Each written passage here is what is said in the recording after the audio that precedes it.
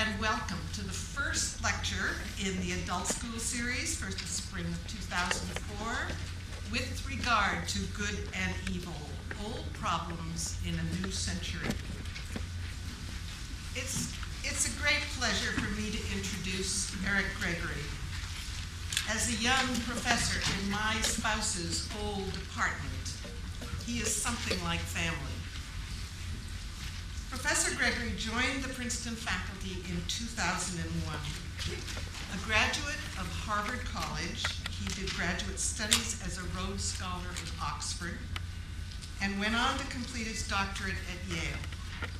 His teaching and research interests include religious and philosophical ethics, theology, political theory, and the role of religion in public life. Some of the courses he teaches at Princeton are recent developments in theology, ethics and political theory, Christian ethics and modern society, and love and justice.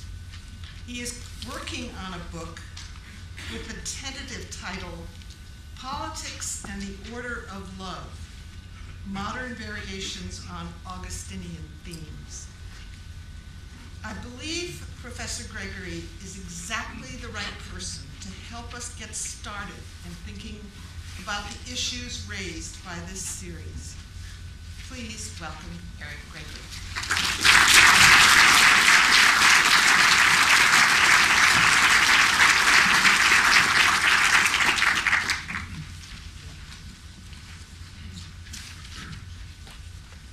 Thanks, Woody. Woody didn't mention in her introduction that I also, while I was in graduate school, replaced her son as the wine steward at one of the undergraduate colleges.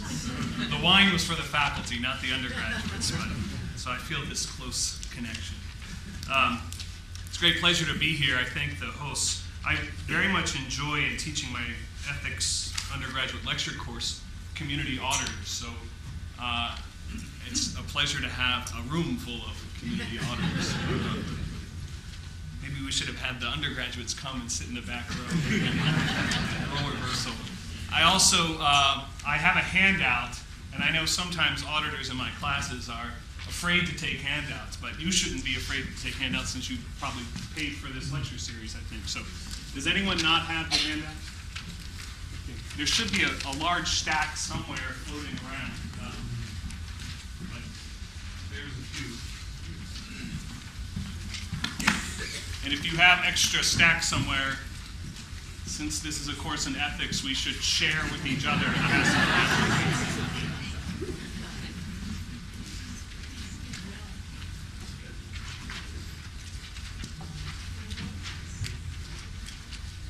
There are some seats over here, I think, as well.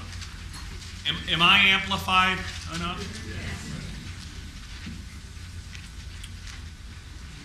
My title, Morality in an Age of Pluralism, invites some playfulness and perhaps deception on my part. Two things not usually associated with lectures on ethics, playfulness and deception. First, morality. An honorable word, no doubt, perennially invoked, something that saturates our lives every day, a part of our everyday lives. But does it stack the deck in one direction? Does morality conjure the image of an immutable, natural, singular code of right and wrong? Perhaps we should hear moralities, or even put an adjective in front of the word morality to modify what kind of morality are we talking about. Second, the phrase, in an age. Does this stack the deck as well? Does it conjure the image that our age is a distinctive time, a special and unique era, an era of significance, even ominous significance? Perhaps we should hear in all ages. Finally, that now ubiquitous catchword, pluralism, a word we find repeatedly celebrated in commencement speeches every June, the Princeton admissions literature, most recently in criticisms of French culture and politics, and in debates about the apparent conflict between civil liberties and security in the United States.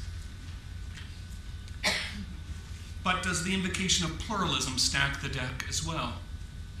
Does it conjure a self-evident meaning, a seamless description of a state of affairs that applies to all spheres of life, even a moral evaluation of such states of affairs, a normative judgment that pluralism is always and everywhere a good thing?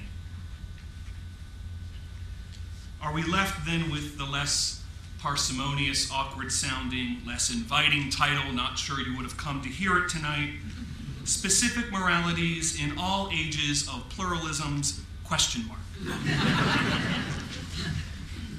Well, words matter, especially for how we frame moral issues. We see this all the time in the way media describe or characterize certain moral debates. People fight over words. But I want to put to one side, at least for now, the academic's penchant to analyze language. Back to my title in this lecture series, Morality in an Age of Pluralism, as a first lecture for a continuing series with regard to good and evil, old problems in a new century. Some of us have moral convictions, but are not sure why or where they come from. They strike us as eminently rational, secure, deeply and responsibly held. Some of us are cynical, at least about other people's moral convictions, but again are not really sure why.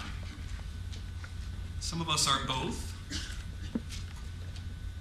and still not sure why, tempting us to doubt even our own moral convictions. To disguise these doubts, we often declare them, at least to ourselves, with ever greater certitude and belligerence. Many in our culture today are suspicious when we hear someone talking about ethics, especially when attached to modifiers like religion, political, or business. Even my eager young Princeton undergraduates arrive at my introductory course in ethics already practiced in the arts of suspicion about morality. On the first day of class, I tell these seasoned relativists and cynics that they should take comfort in the thought that their future employers might not be attracted to them if they do too well in a class on ethics.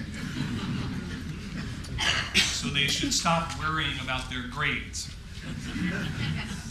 But in the course, I try to awaken them to the possibility that ethics is a self-conscious activity, that thinking about ethics is something that matters, even something that can have such overriding importance that it trumps other considerations, that to be human is to be morally accountable. When they are 40 or 60 or 80, their friends will not care what grade they got in this class, I tell them, but they will care about what sort of person they are. I tell them that moral argument is not simply about differences of opinion. It takes a lot of work to achieve moral disagreement. You need some common things to differ over, something to disagree about. Argument is reasoned debate, not just for the sake of debate, I tell them, but maybe, just maybe, and I know this is a contested idea, maybe it is for the sake of getting things right. I tell them that their intellectual life, despite their relativism, despite their cynicism, should be open to the possibility of truth.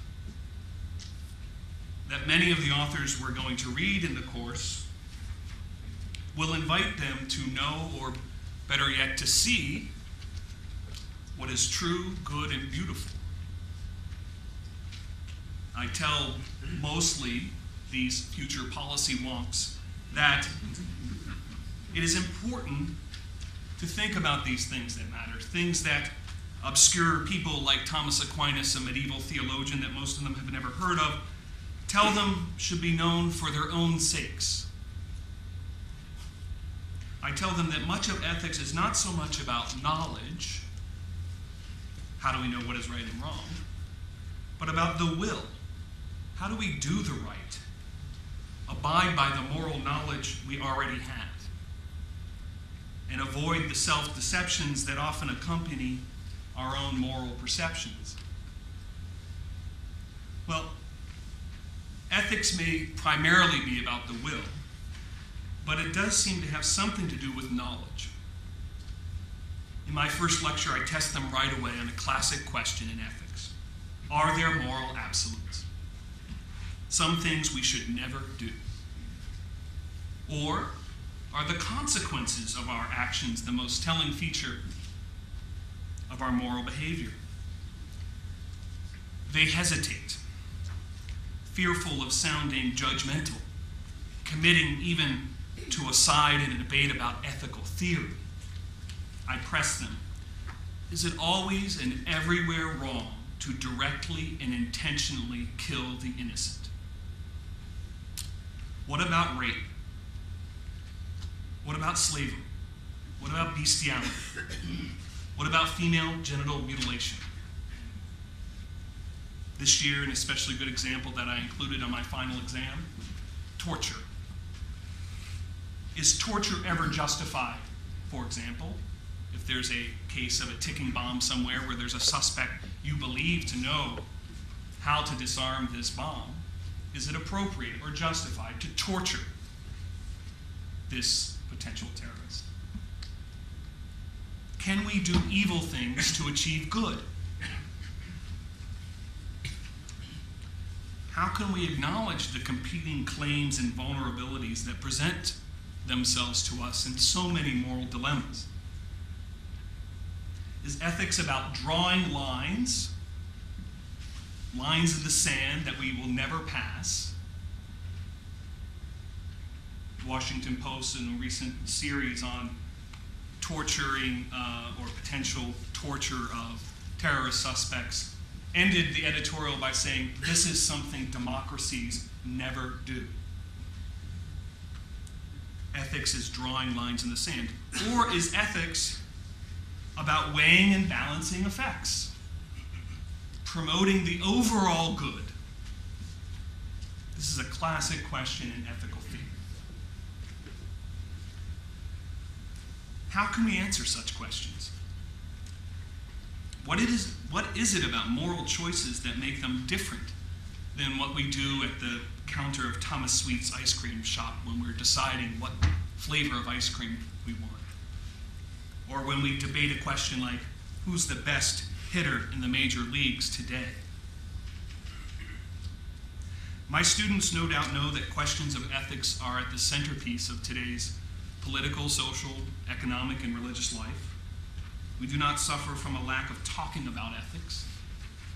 Years of, particularly in the past few years, corporate fraud, religiously motivated violence, a war on terrorism, a war in Iraq, landmark court cases, vast inequalities of wealth that often lead to situations where the strong prey on the weak, stunning scientific and technological advancements that promise to make the experience of birth and the experience of death more and more instruments of human willing. Renewed debates about human sexuality and the public meaning of marriage, abortion, capital punishment, even water cooler conversations about Super Bowl halftime shows. All of these debates in the context of an increasingly globalized world, a world that impresses us with its diversity, made possible by mass communication, mass immigration of peoples, but also, despite its capacity to impress us with its diversity and the promise of multiculturalism, globalization seems to have the potential to make everything look the same. In the end, as one cultural critic that I recently read put it, everything starts to look like California. Ethics today is a phenomena of culture. It's a growth industry, as it were. I tell my friends in the professional field of ethics that these are good days for business. We need to strike while the iron is hot. Even the New York Times has a popular column called The Ethicist, written, incidentally, by a former comedy writer for the David Letterman show.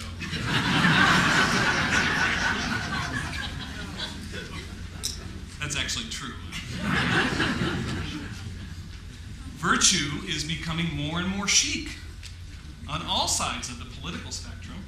One thing I've noticed in the past month, the Democratic presidential candidates, who since the 1980s have been reluctant to do so, have started to invoke the M word, talking about social services, for example, not just as an economic issue, but a moral issue. Here at Princeton, we have a relatively new Center for Human Values, a requirement that students take a course in ethics and moral values. Another good thing for my enrollment, actually. There is a relentlessly pro-morality atmosphere. Ethics is in vogue. Governments form ethics commissions. Newspapers poll readers on every controversial moral issue. Primetime television features shows on ethics in schools, ethics in hospitals, ethics in the courtroom. In the academy, a neglected branch of moral philosophy called applied ethics also has experienced a revival in the past 30 years. A revival that can be traced to the urgency of questions about war and race in the 1960s, I believe, and more recently to issues in bioethics and questions about universal human rights in a pluralist world. Four of the most important figures responsible for the revival of applied ethics all have connections to Princeton. Paul Ramsey, formerly of the Religion Department, John Rawls, a Princeton undergraduate, Michael Walzer at the Institute for Advanced Study, and Peter Singer, who I believe is ending this lecture series, my colleague teaching here now. This phenomena, the rise of ethics, if you will, is matched by, and no doubt related to, another phenomenon. And this is the phenomenon I want to talk mostly about today. Increasingly, numbers of people accept a melancholy assessment of our ethical condition. What I want to focus on in this lecture is not so much the claim that there is more immorality today, or that moral attitudes toward issues such as homosexuality have changed, or even address the dramatic rise of moral sensitivity to issues like gender and racial equality, the environment, or the treatment of animals. No doubt some of those topics will arise in the rest of this series. All of these claims or realities are striking, but I want to focus now in this first sort of surveying the landscape lecture on this melancholy assessment itself. My sense is that no matter where you are on that spectrum of moral convictions, we are all struck by the sense that agreement on what is moral is increasingly more difficult to achieve in a pluralist society. The hope for a common morality appears ever more distant, and the possibility of shared moral standards that might govern our collective lives appears ever more utopian. This assessment elicits at least two different reactions. On the one hand, there are somber narratives of a fall from grace, from an age when traditional values in the United States often called the Judeo-Christian ethic, made sense, at least in terms of our ideal aspirations, even if they were never fully realized. The villains in this story of disintegration are familiar but varied. One common theme is the idea that we live in the ruins of inherited moralities, whose authority is gone. Yeats laments things fall apart, the center cannot hold. We stand yet again with Matthew Arnold on Dover Beach, swept away with confused alarms of struggle and flight, where ignorant armies clash by night. Let me give one particularly vivid and influential example of this kind of declension narrative from contemporary philosophy. In a now famous opening passage of one of the most important works in recent moral philosophy, Alistair MacIntyre, a philosopher at Notre Dame, begins his book After Virtue with a story. It's a weird story, something like science fiction for moral philosophers. You might see the limits of the imagination of moral philosophers here, but MacIntyre asks his readers to imagine a world where the natural sciences suffer a great catastrophe. They are blamed for the environmental disaster, and widespread rioting leads to labs being burned, scientists being lynched, and all books and scientific instruments destroyed. Science is no longer taught in schools, and all the remaining scientists are killed by the government. A period of time passes, and a few enlightened people try to revive science, even though they themselves have largely forgotten what it was. They possess fragments, vague memories of certain theories, certain experiments, certain truths. But they know about these fragments out of context, not in order, and with no connections to one another. At this point in the story, MacIntyre comments, and this is the first paragraph from the handout. In such a culture, men would use expressions such as neutrino, mass, specific gravity, atomic weight, in systematic and often interrelated ways which would resemble in lesser or greater degrees the ways in which such expressions have been used in earlier times, before scientific knowledge had been so largely lost. But many of the beliefs presupposed by the use of these expressions would have been lost, and there would appear to be an element of arbitrariness and even of choice in their application, which would appear very surprising to us. What would appear to be rival and competing premises for which no further argument could be given would abound. Well, what's the point of MacIntyre's story? According to MacIntyre, this science fiction story is true for our actual world. Not for the world of the natural sciences, but for our moral world, for morality in an age of pluralism. What we possess in what he sometimes calls these new dark ages are fragments of moral languages, moral concepts taken out of their context, such that we now in the West only have a semblance of morality. We use all the same words, but we don't know what they mean. They don't make sense to us, even though we use them. For MacIntyre, his story serves as a parable for our present circumstances.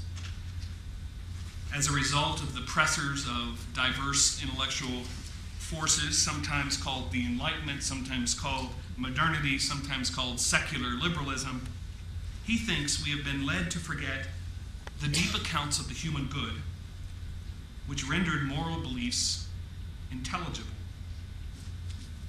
We are in a state of collective amnesia, collective decay, and our moral discourse amounts to no more than fragments of a once coherent conversation. In fact, our moral discourse increasingly ceases to have the character of a conversation at all. It's only a series of assertions and counter-assertions, culture wars, shrill moral debate, a seeming inability to move beyond competing claims to have a right to something. McIntyre's thought experiment suggests that the reason we have such a hard time making moral arguments or reaching moral agreement, especially in a public square, the reason why it's impossible, it seems, to reach moral conclusions is because we only have fragments of various moralities. Traditional morality is like a ghost that hovers above the room, haunting us, tempting us, but always escapes into thin air whenever we have to make a moral decision. This is one reaction to what I've called the melancholy assessment of our ethical condition, namely that it's increasingly more difficult to reach agreement on moral issues in a pluralist society. It is influential in the academy, but I think we could all maybe give examples of familiar popular expressions of this story of a declension, a fall from grace. That's one reaction. A second reaction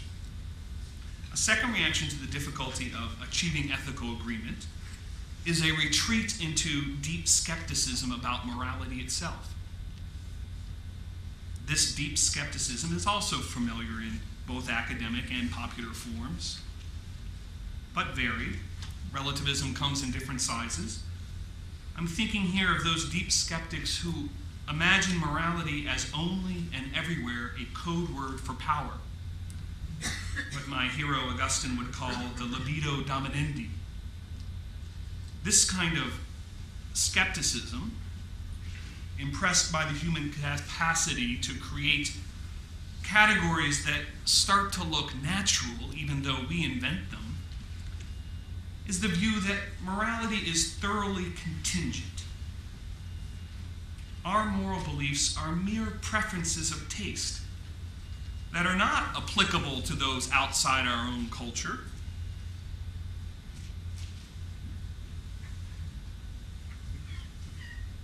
In the end, morality and rationality, these deep skeptics believe, is what your fellow human beings let you get away with. Those are two different stories, responding to the same assessment. I think both stories are wrong. Both, I could argue, are, to use a philosopher's phrase, self-referentially defeating. If the world is such a mess, how could us or someone like McIntyre know it? How could it form any person capable of such criticism of the world gone awry? On the second story, as every student who's taken Philosophy 101 learns, the problem with deep skepticism is its tendency to assert itself with great confidence, even moral confidence.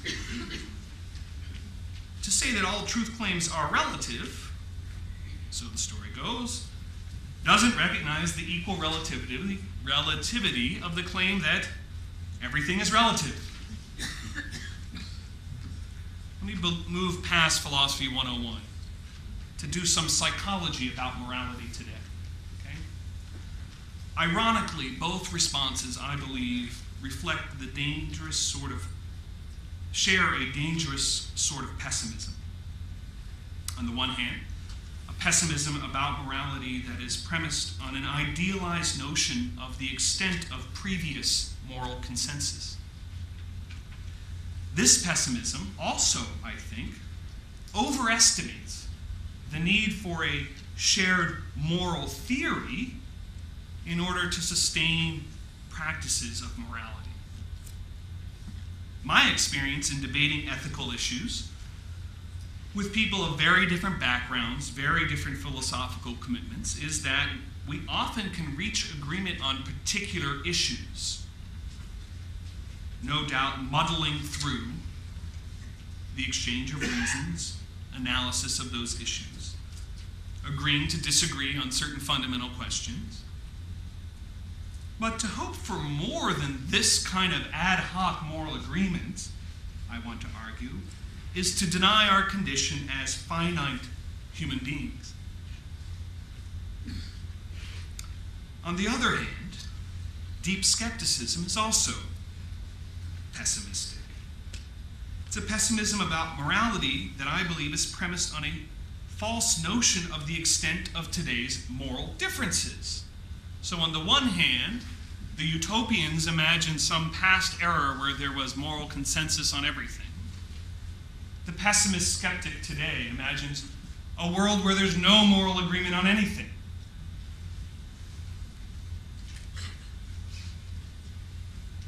This pessimism, I think, underestimates the actual agreements on morality that societies, say like ours, the United States, exhibit.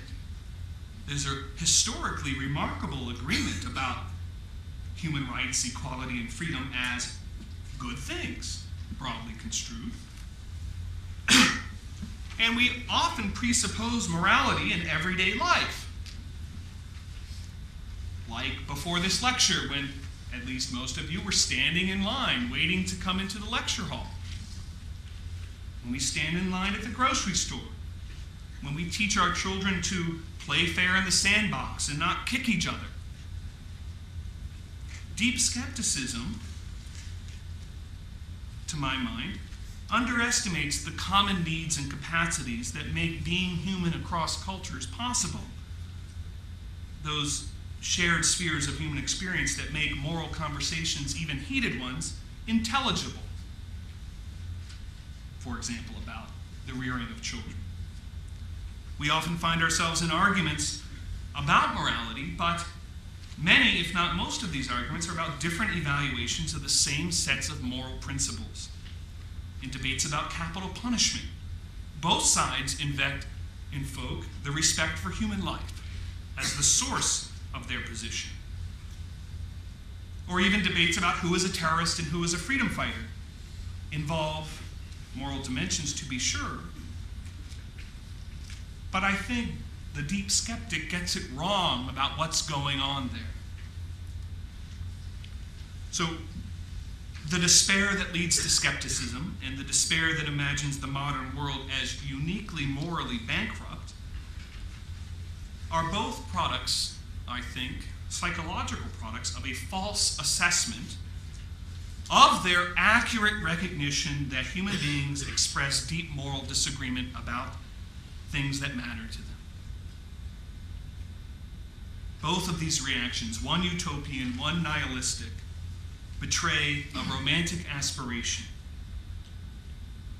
either condemning the disenchanted moral universe or celebrating it. This kind of story I've been telling in the analysis, I think, might help us imagine another way to think about morality in an age of pluralism.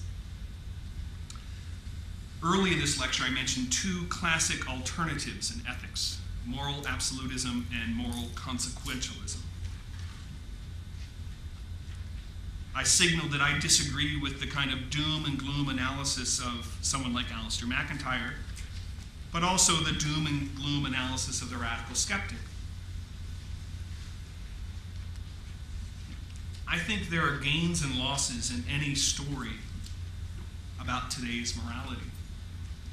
No generation has a monopoly on virtue. We face old problems in a new century, and we face new problems in a new century. Both stories do capture something right about morality. Morality is about what we should do, how we should act, what is right and wrong, but it's also about what kind of people we should be, what kind of people we should aspire to be. This second feature of morality, McIntyre rightly notes, is the home of language about the virtues.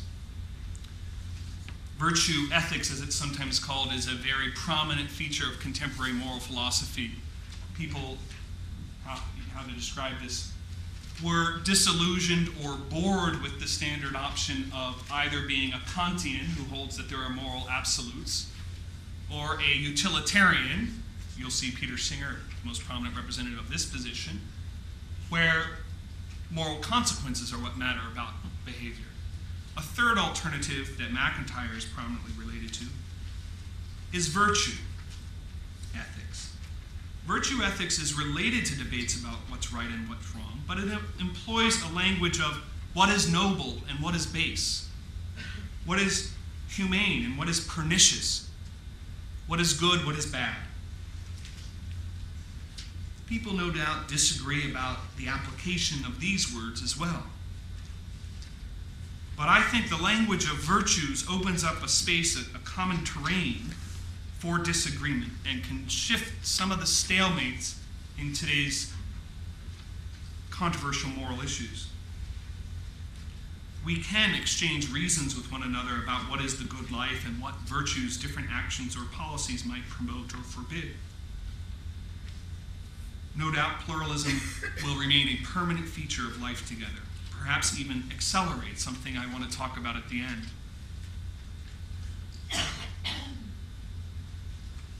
Another claim that MacIntyre makes, besides the importance of the virtues, that I think might help us, is his emphasis on the truth that we inherit our ability to reflect from those who come before us, even if we think their tools only imperfectly fit the problems we face.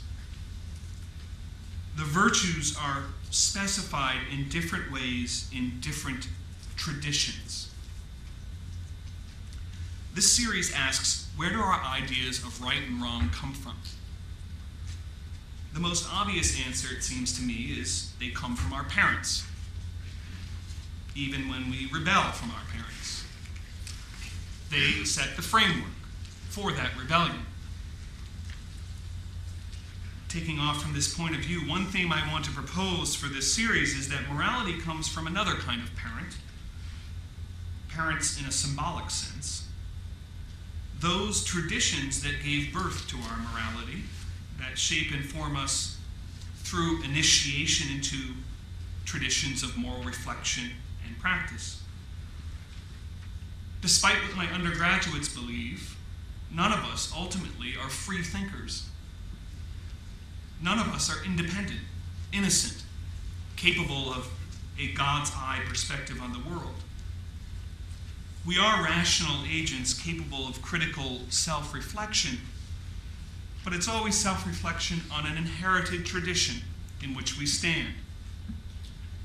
These traditions often display moral disagreement and the capacity for self-reflection critically upon themselves. A moral tradition is an extended, socially embodied argument through time. MacIntyre elsewhere puts it, we, whoever we are, can only begin inquiry from the vantage point afforded by our relationship to some specific social and intellectual past, through which we have affiliated ourselves to some particular tradition, a tradition of inquiry that extends through history into the past, into the present.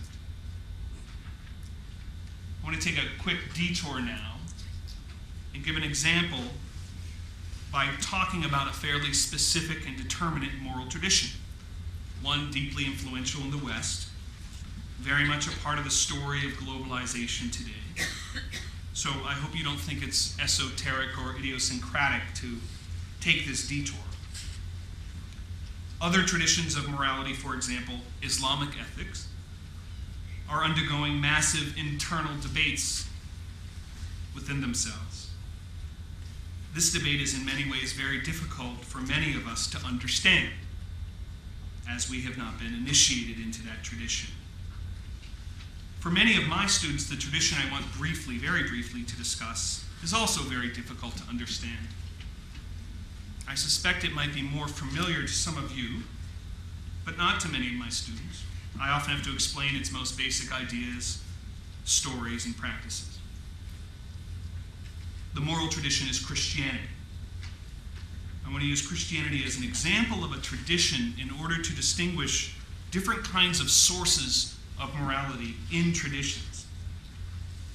I think with MacIntyre, it's important to always put an adjective in front of ethics. Moral traditions are not interchangeable, so it makes sense to talk about Christian ethics rather than ethics as such. Well, very briefly, applied ethics has always been an important part of the Christian tradition. From its earliest days, leaders were confronted with practical questions. Can a Christian participate in war? Should a Christian simply do no harm, or is there a positive injunction to help others? Can we distinguish between duties that we owe to those close to us or those far away? For example, today in a world where over 1 million children a year die from diarrhea and oral hydration tablets cost only 25 cents a year. Should we always tell the truth? For example, in a world where 75% of doctors say they lie to female patients about why they're giving them a mammogram, and 85% of those doctors don't consider it lying. Are there limits to medical technology, for example, in a culture that spends over $8 billion a year on cosmetic surgery? Well, these weren't the questions that the earliest Christian leaders were facing, but in the Middle Ages, the practice of penance and confession in the Roman Catholic Church generated massive manuals of conduct, what's sometimes called canon law. These manuals employed subtle and intellectually demanding distinctions that aimed to help priests perform pastoral responsibilities. They're like guidebooks for doctors attempting to diagnose complex medical conditions. In answering moral questions, one can see 4 classic sources of appeal in these books.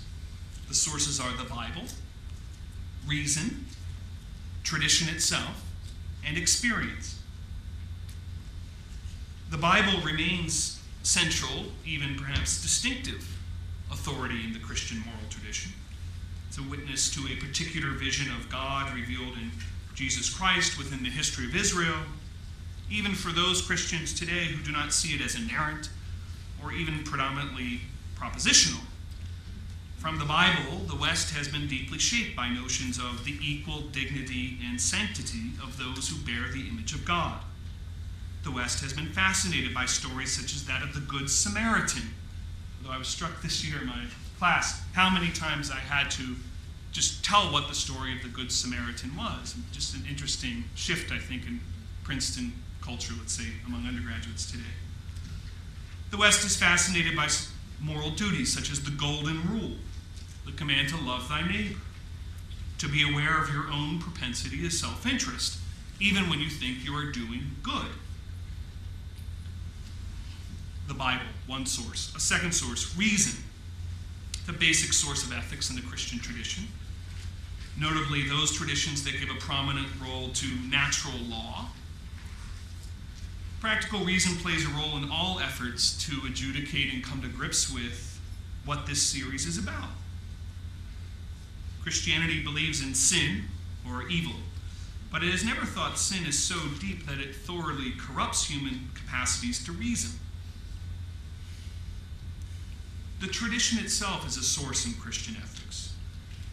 Traditions accumulate and become an amalgam of judgments about virtues and behavior that address large questions, like which neighbors should we aid when we cannot aid them all? Or to cite another prominent example, one that has played a large role, I think, in the past 10 years at least, though it was eclipsed for much of the 20th century, the just war tradition. A tradition of reflection on how to restrain war once it's underway and deliberate about whether or not to go to war. A final source, Christian ethics, is experience, including our appeals to our personal histories, our subjective awareness of the world around us. This source, I think, has become prominent, almost preeminent in contemporary moral reflection. Christian feminists, for example, have rightly appealed to women's experience as a significant datum that illuminates areas of human life long neglected and injustices long denied. All four sources operate in circuit with each other. Our experience shapes our interpretation of the tradition. Reason influences our reading of the Bible. This was a very quick detour, but I think it is suggestive and has analogies in all sorts of other traditions, particularly those that make appeals to sacred scriptures, founding texts, ideas of reason, traditional authorities, experience. Appeal to these sources are particularly, I think, on display in Christian churches today. Perhaps more than any other period in church history, moral issues, rather than strictly doctrinal issues, are front and center. It's part of that phenomena of ethics as a growth cult industry that I talked about at the beginning. Let me turn now, as I begin to conclude, away from this detour, back to the general topic, morality in an age of pluralism. I've actually been playing with two different notions of pluralism throughout this lecture, and it's time to distinguish them. I want to distinguish between moral pluralism, which is a theory about moral values, and political pluralism, a social practice that addresses diversity. In moral philosophy, the term pluralism connotes a specific theory about the nature of values. Moral pluralism holds that there is a plurality of good lives to be led, that there is a plurality of good societies that allows such lives to be led. Often these values conflict, but even when they do not, moral pluralists, sometimes called value pluralists, are impressed by the wide range of possible activities or projects in life that would make for a good life.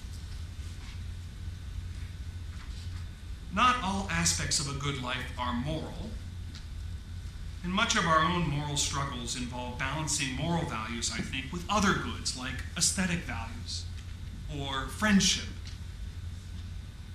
that are important parts of a life well lived. But moral pluralists focus on this thought that there are a plurality of good lives that we might possibly live. Note this description, the second paragraph from the handout, from a contemporary philosopher, John Kekes. The pluralistic ideal is that we should make a good life for ourselves. The monistic ideal is that we should find the one life that is good for all of us. The pluralistic view of individuality is that it involves constructing a good life out of the available plural possibilities. The monistic is that individuality involves plurality in the way of reaching the one life good for all. I hope this distinction is clear. The moral pluralist thinks we find one life good for us from an infinite number of possible good lives.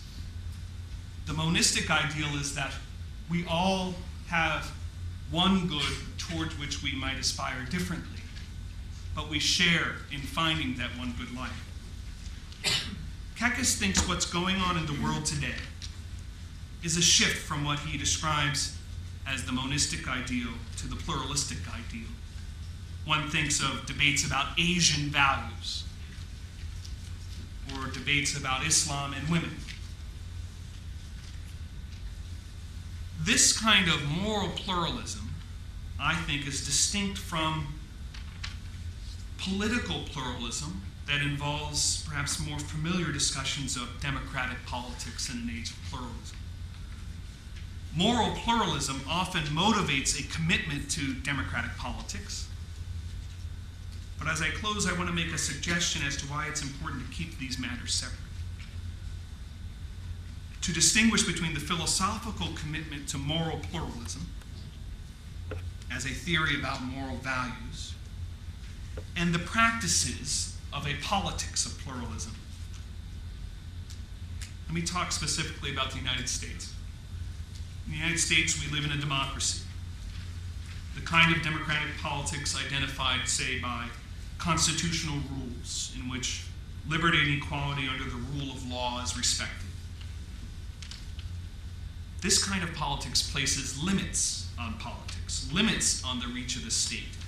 It respects the diversity of associations that citizens make up in a civil society. And it respects the individual rights of citizens. In fact, it views citizens precisely as citizens, not as subjects. I take it, at least in the West, that this has become the most compelling way to organize a society in such a way that we can live with our differences without killing each other. Democracy has tried to bracket the sort of theoretical disputes about the nature of the good life that I've been talking about in this lecture. Citizens cannot assume that their fellow citizens shared their theory of the good life about right and wrong, including, I want to say, their theory about moral pluralism. Moral pluralists are not the only citizens committed to democracy. In fact, you can be monistic about the moral life and still be committed to a plural democratic politics. What I think is important to keep in mind is that most of the time, in many of our debates in the public square, we do not need to get caught up in abstract theoretical discussions about the nature of morality. Most of the time, we give reasons, we tell stories, we make arguments, we display virtue, we display vice. And at least in democracies, at the end of the day, we vote. And I can't resist saying, and the person with the most votes usually wins. One feature of democratic politics important for this series is the well-worn but notoriously difficult distinction between morality and legality. For example, in the case of euthanasia. Does it follow immediately or without further argument that if one holds the practice to be either morally right or morally wrong, what the law should be? The law for all citizens? I was struck this past semester by how even my most conservative students were hesitant to impose their moral convictions through the rule of law. In a pluralist society, we can't and should not legislate morality, was the constant refrain of my students. Of course, the law is often forced to make decisions that either imply or explicitly promote a certain moral commitment. Should the government fund research on stem cells? Should gambling be illegal? What about same-sex marriage? I can't pursue this perennial question about legality and morality, but I wanted to put it on the radar screen for the series. Many people think that the sad history of debates about abortion were exacerbated by judicial rulings that ran ahead of democratic deliberation. If abortion was merely the warm-up for issues in bioethics raised by the possibilities of genetic therapy and germline intervention, what Lee Silver of the biology department here refers to as the power to seize control of our own evolutionary destiny. Or I recently, this afternoon, was reading a press release from a Texas-based group called Genetics Saving and Clone.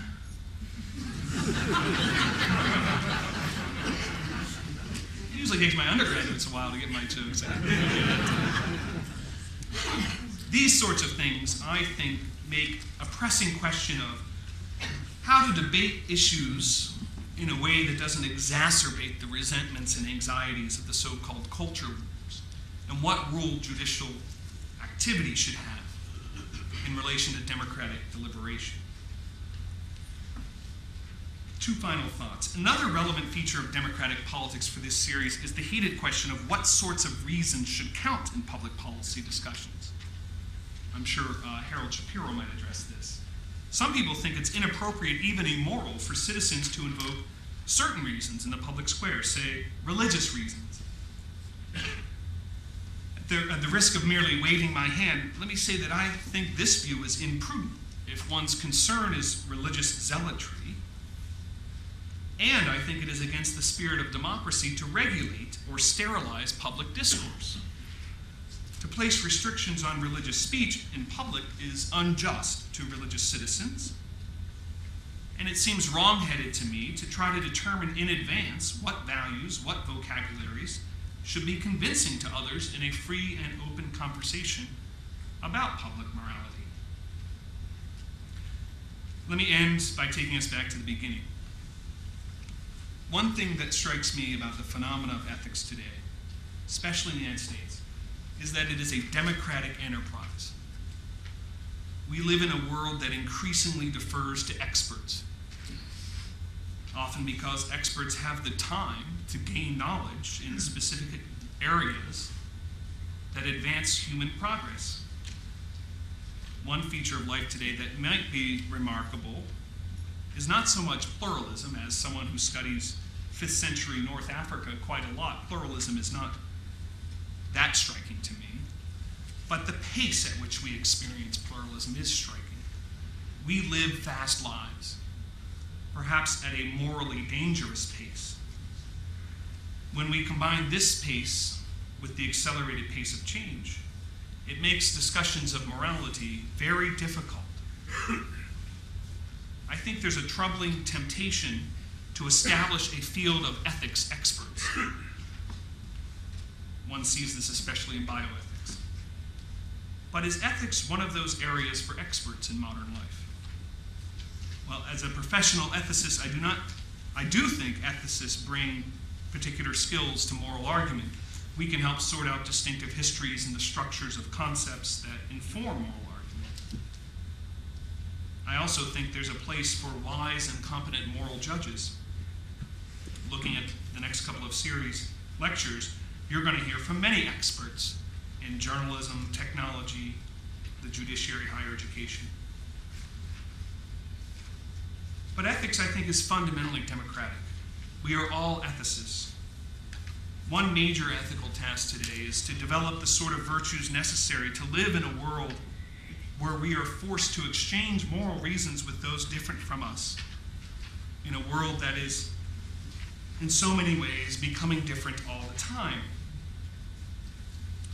I end my class, my introductory lecture course, by telling the students that we stand at the end of a long march of democracy and liberalism, at least that democracy associated with the European Enlightenment and the rise of America. I think liberalism has achieved amazing results, making possible the kind of lives that we all live.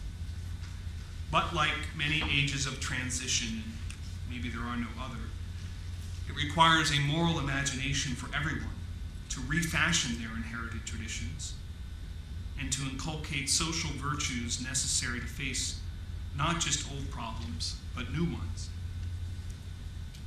Since I'm committed to the view that everyone is an ethicist, I look forward to a conversation with my fellow ethicists now. Thank you.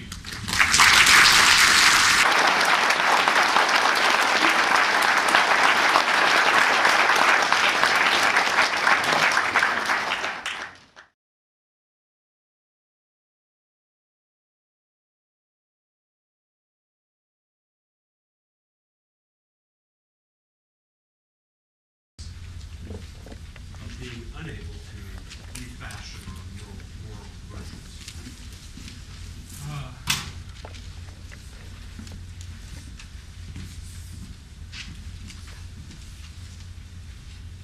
So how did we get here? And what are the consequences of, well, Of living in a world of only ad hoc moral agreement. yeah. Well, McIntyre writes a long book about how we got here.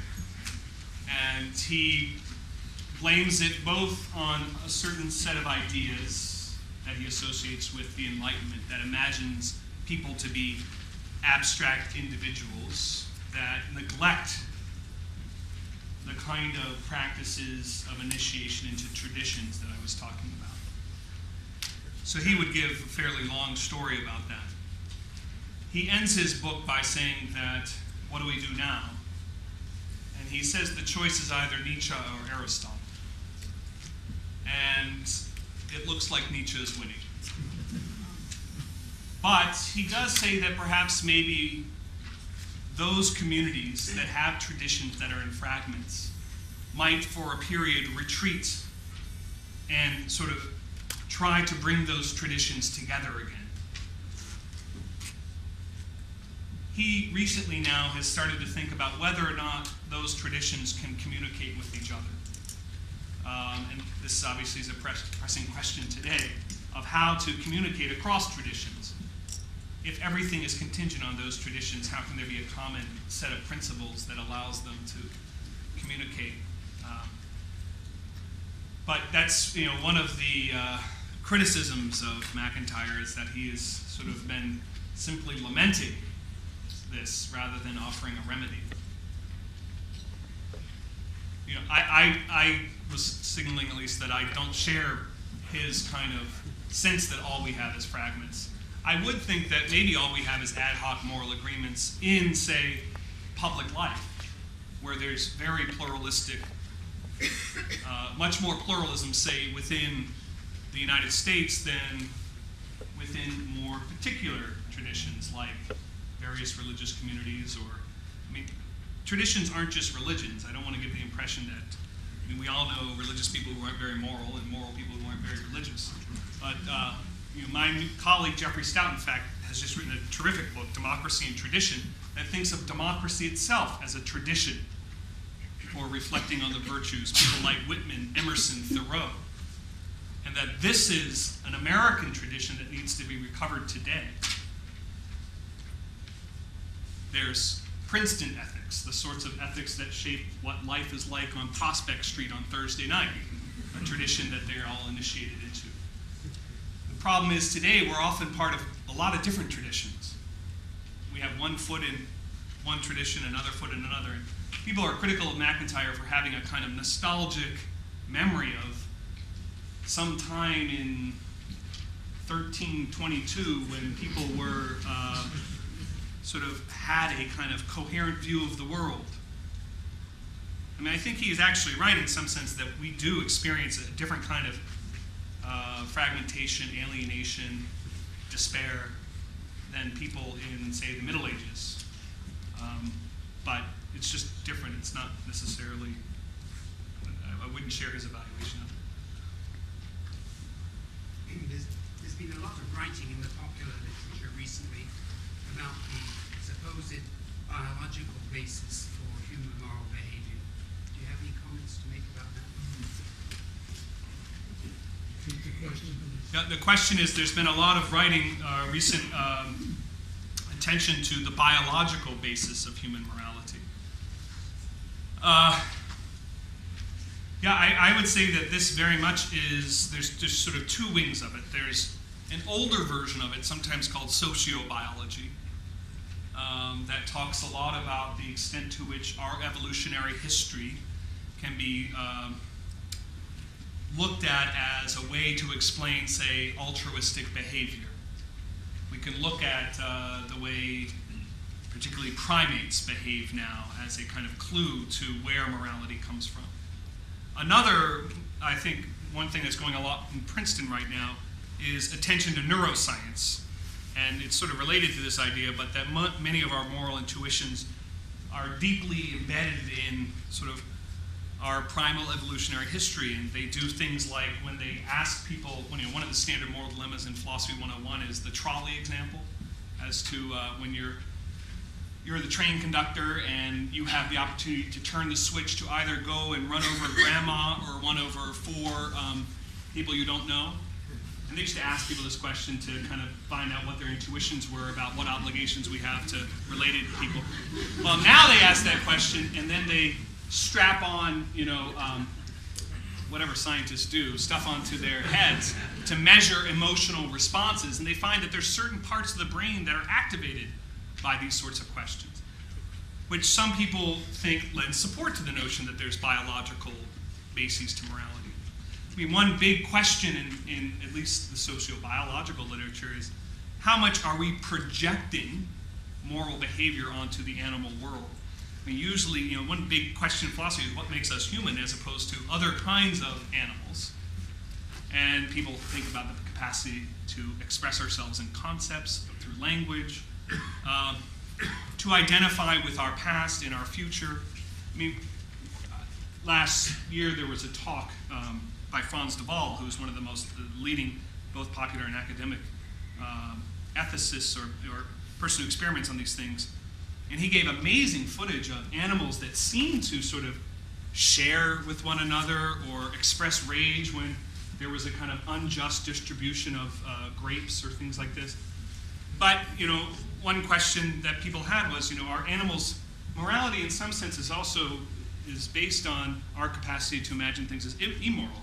Are animals, besides human beings, capable of like the really dangerous vices like schadenfreude? Do animals take pleasure in seeing other, or is it just a kind of animalistic thing that they, so it wasn't still clear to, how do we know from the way we look at animal behavior that we're not just projecting morality onto their behavior, whereas they themselves are not being self-reflective about it. So one thing that might distinguish is that morality is something that human beings debate with one another and sort of project about. But I think this is probably the future of a lot of ethical theory, at least, is the kind of scientific knowledge that we are having more and more about the history of our brains.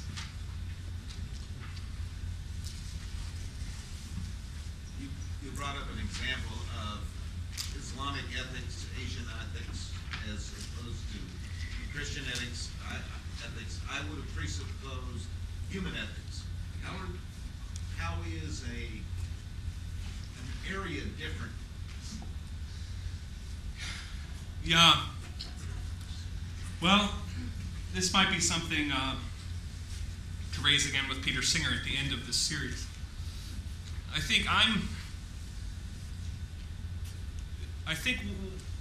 by arguing that morality comes from traditions is to, in some sense, say that the traditions matter, not in sort of separating human beings. On the one hand, we have here the Muslims, here the Christians, here the Democrats, here the secular humanists. But to say that the way those traditions shape how we view morality makes often those kind of questions different. For example, I think a lot of what's happening in the United States, we use rights when we're talking about morality.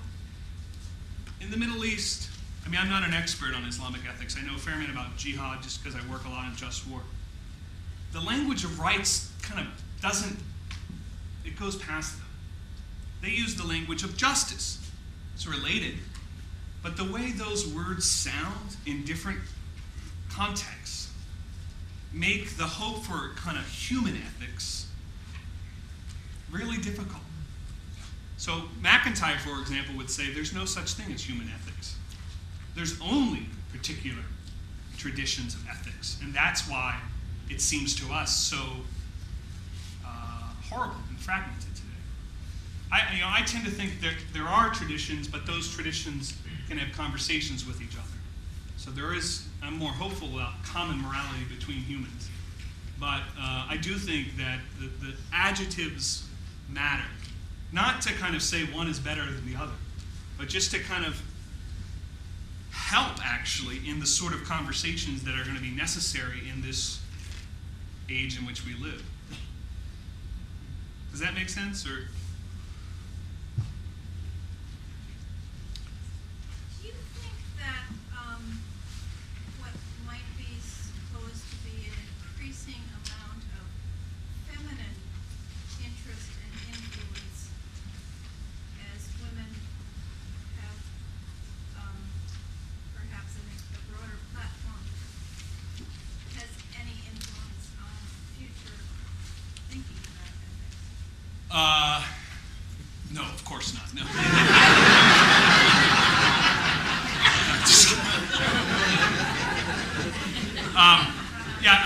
The example I mentioned was the ways in which women's experience has really reshaped. I'll give two examples. One is more theological. In a lot of Christian theology today, feminist authors have said, look, you know, old white Anglo-Saxon Protestants have got it wrong. The primal sin is not pride, therefore calling on women and, you know, everyone in, for example, the Christian tradition to sacrifice for others. That's not women's experience. Women are always called upon to sacrifice to others. What they suffer from is not pride, but a loss of a sense of self through commitment to others. So it's reshaping a lot of, say, the way in which in theology people are thinking about pride and things like that. Outside of that tradition, one of the major moves, at least in moral philosophy, has been a lot of women philosophers, some of whom would call themselves feminist philosophers, others not, have drawn attention, and a lot of this works out of psychological experiments associated with a woman named Carol Gilligan, a psychologist at Harvard, in a different voice, which, you know, we can't get all into In a Different Voice right now, but her book, her first book at least, she has a new book out now, did a lot of studies of the ways in which girls and boys seem to address moral issues differently. So, for example, when presented with various cases, I think they were 11 and 12-year-olds, boys would immediately talk in terms of fairness, rights, justice, who was owed what, when they were talking about various things. Women would more talk about, well, how can we restore community? How can we make relationships more healthy again? It was a different kind of discourse. It was a different kind of perspective on morality. It's called the ethic of care, often, versus the ethic of justice. Now, there were lots of debates about whether or not this is essential to gender, or whether it had to do with the way in which, you know, boys did things on the playground that were different than the way girls were doing things on the playground, or the moral exemplars that are given to women as opposed to giving to men. The main one that Gilligan talks about is that young boys become independent from their mothers earlier on and therefore establish a sense of autonomy. All of this is to say that, yeah, in both philosophy, where this large-scale critique of Western philosophy as excessively rationalistic, denigrating emotion, which obviously is going to be important for moral issues. I mean, this gets back to the animal behavior question. One of the things going on in contemporary ethics is a move to think that actually emotions are morally significant. They're not just things that get in the way. They express appropriate attitudes towards moral problems. So questions about emotional intelligence sometimes dovetail into this rise of women's experience and issues. I mean, that's at the level of theory. At the level of practice, for sure, I think that a lot of the attention to the fate of women in developing countries is a major issue. So, yeah, very much so. I agree with the basic premise you discussed earlier in terms of religion having a place in public discourse of social issues. On the other hand, it strikes me that quite often when it comes into the public discourse, it causes the end of the discussion and doesn't begin a discussion. And I'm wondering what your thoughts are on that. Yeah, well, there's a famous article that you may know of by Richard Rorty called Religion as a Conversation Stopper. My students like that in my Religion 101 course because it means that they don't have to talk about it in precept. But and he sort of makes that argument too, that he actually is even stronger view. He says, look, theism is bad for democracy. You know, when religious citizens come into the public square and they say the Bible says homosexuality is wrong, what am I supposed to say? It's a conversation stopper. He's since kind of retreated a little bit, you know, because often we know lots of examples where it's a conversation stopper. We might know other examples where it's a conversation starter. If you look at the history of the abolitionist movement in the United States, Martin Luther King is a prominent example of someone who uses religious rhetoric in a way that, you know, somehow was appealing to people who do not share his religious view of the world. So critics of the Rorty view is that, well, what else is there? Because if you can we set up some sort of common standard of morality. Who gets to do that? The secularists? Then, how do we kind of negotiate this? And I tend to be on the side that we should let 1,000 flowers bloom, but that it is the citizens' responsibility to try as hard as they can to make what they're saying accessible to others who don't share their, metaphysical commitments about religion. That might be, in practice, for example, the Catholic Church, when it makes arguments, it usually appeals to public political values. It doesn't say in some passage of the Bible. I mean, it sometimes says, Jesus teaches us to care for the poor, therefore we're going to say X, Y, and Z about welfare reform. But, I think this is, the danger is by making, if you think religion is a conversation stopper, therefore religious people shouldn't have a place at the table, they often kind of go away and develop resentment about that table. So pragmatically, I think it causes problems. And I think also what happens is they're never forced to express themselves and therefore engage in critical discussion. So they just kind of become more belligerent, develop resentment, and never have to be held accountable for their views. So on the one hand, I think it's a big problem. On the other hand, I think that it's nothing that we can escape by saying they shouldn't be allowed to talk in public.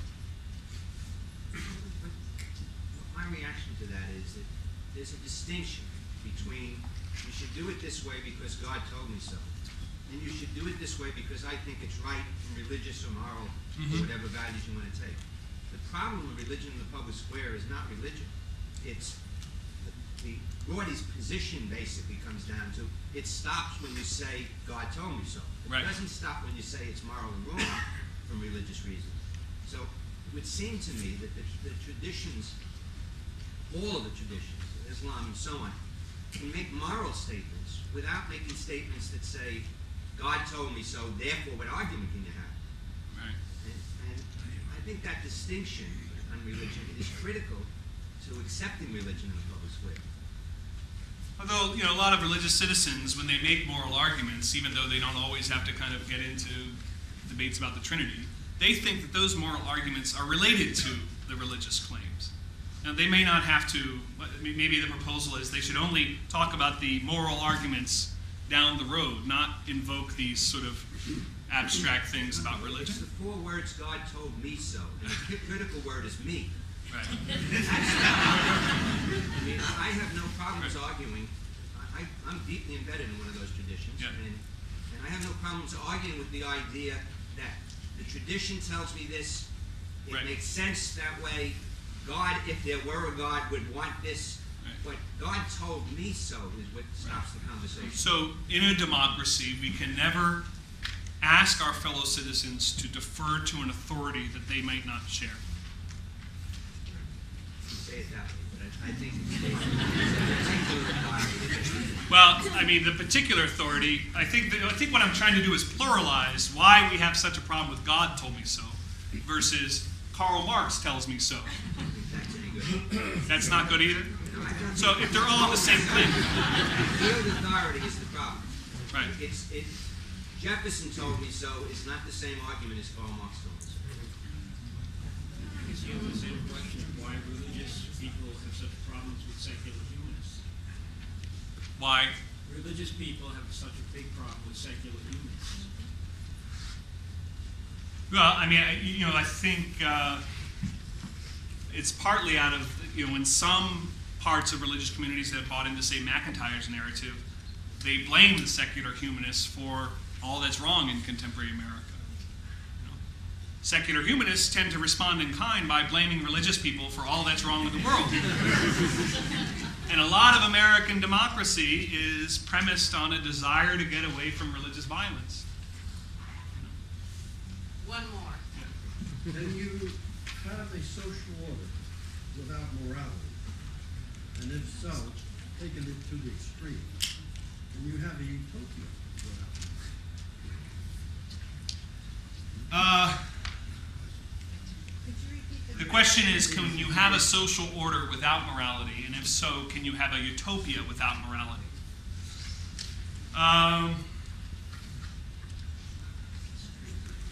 I think any social order is going to have a morality. It's going to have a system of right and wrong.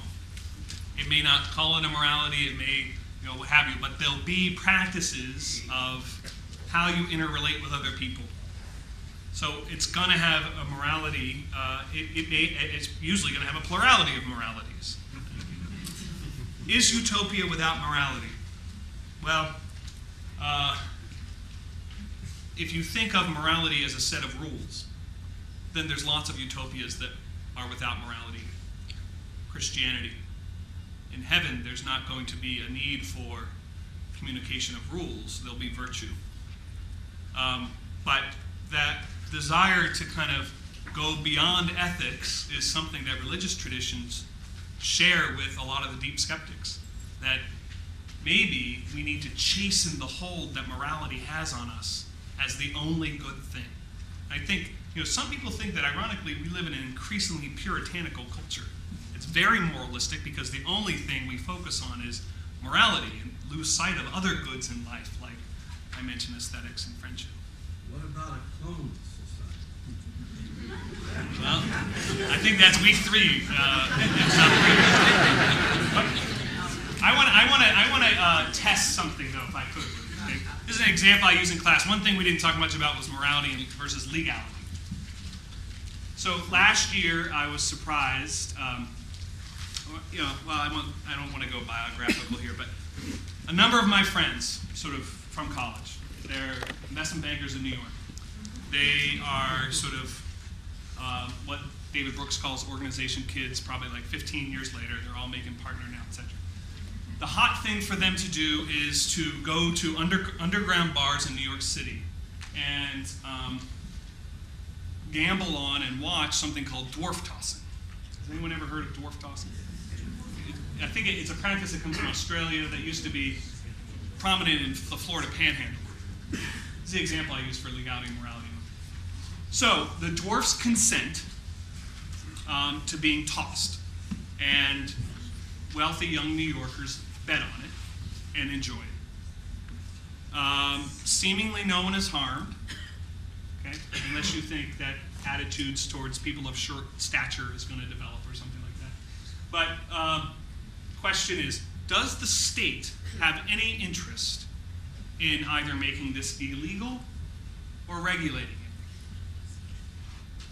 People consent, there is no harm, but there's a sense in which it's kind of not something our culture wants to allow.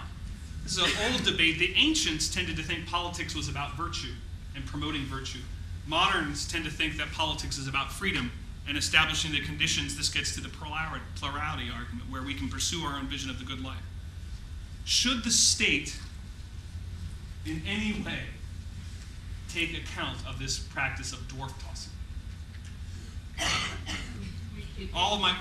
In any way, I mean, if gambling is involved, I mean, that's a regulated, state-regulated... So it should regulate the... Okay, say there's not gambling, it's all... Just good, clean fun, the state? How many people here would want to have it, make it illegal?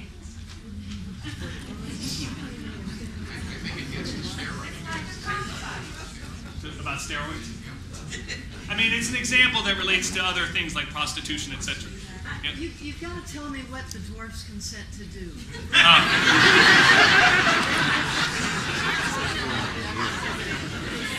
The dwarfs consent to be tossed, which is to say they're strung up on a bungee cord, and then, usually drunk investment bankers toss them.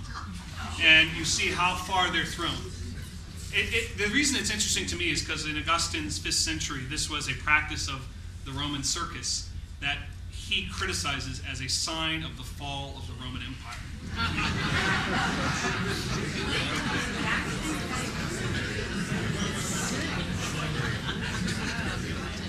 So,